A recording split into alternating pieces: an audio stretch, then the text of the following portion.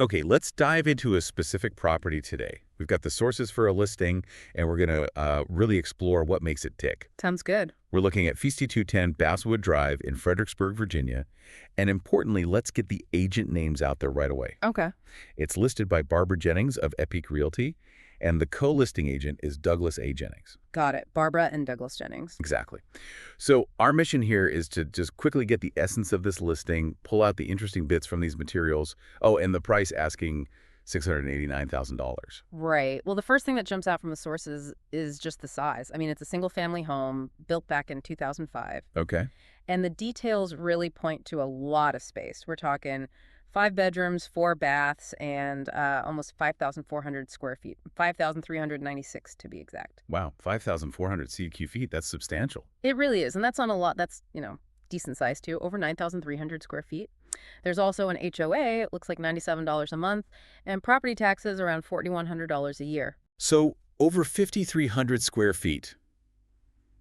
The sources seem to emphasize it's spread across 3 finished levels. Yeah, exactly. 3 levels of finished space. So starting on that main floor, what's the feel? What does the layout tell us?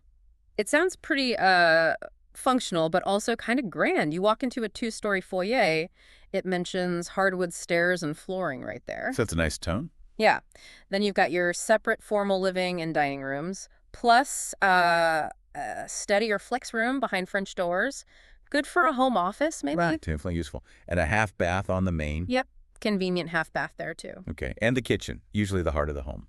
The sources call it a gourmet kitchen. Seems like it's got the features you'd expect. Center island, gas range right in it, granite countertops, upgraded appliances. And it's open to the family room, which has a gas fireplace and even a serving bar. So yeah, seems set up for like easy entertaining or just family hanging out. Nice. That flow sounds good. And there was something about a sunroom. Yeah. Off the kitchen area, it mentions a beautiful sunroom, tiled flooring, and it has a sliding door out to a custom deck. Sounds like a really bright, pleasant spot. For sure. Oh. Okay, so moving upstairs. Hmm. What are the private spaces like? Well, the owner's suite gets a lot of attention in the details. It sounds huge. Big walk-in closet, cathedral ceiling, the works. And the bathroom. Attached bath has the double vanity, soaking tub, separate shower, kind of the expected features for a primary suite of that era. Right. And other bedrooms. The other bedrooms up there also have walk-in closets, which is, always practical. And the laundry room is upstairs, too. Big plus for convenience. Oh, definitely. Now, the basement, the sources seem to have a lot to say about that. Fully finished walk-up access. Yeah, fully finished with walk upstairs to the backyard. It adds a ton of usable space downstairs. There's a huge rec room. Okay. And get this, the sources specifically say the pool table is included. Oh, fun. Yeah, though it does note the bar table and furniture down there are excluded. But still, pool table stays. There's also a full bath down there. A full bath in the basement is great. And there was mention of a potential 5th bedroom. Right, this is interesting. The materials mention a finished room that could be used as a 5th bedroom, but, and this is key, they explicitly state it's not to code. Ah, not to code. Okay, what does that usually mean, practically speaking? Well, typically it means it's missing something required by building codes to be legally called a bedroom. Often it's about proper egress, like a large enough window for fire escape, or maybe ceiling height or closet size, depending on local rules. Gotcha. So while it's a usable finished room, a buyer needs to know it might not count as a legal bedroom for appraisal purposes or things like that. Still useful space, just with that asterisk. That's a really important detail the sources included. Good to know. What else is down there besides the rec room and that extra room? It mentions additional storage rooms and other finished rooms too, so it sounds like quite a bit of versatile space overall. Okay. Let's step outside. How's the yard and exterior described? Sounds pretty nice. Beautifully landscaped, mature lot, plush green grass, a path to the backyard. It even mentions a sprinkler system. Makes upkeep easier. Definitely.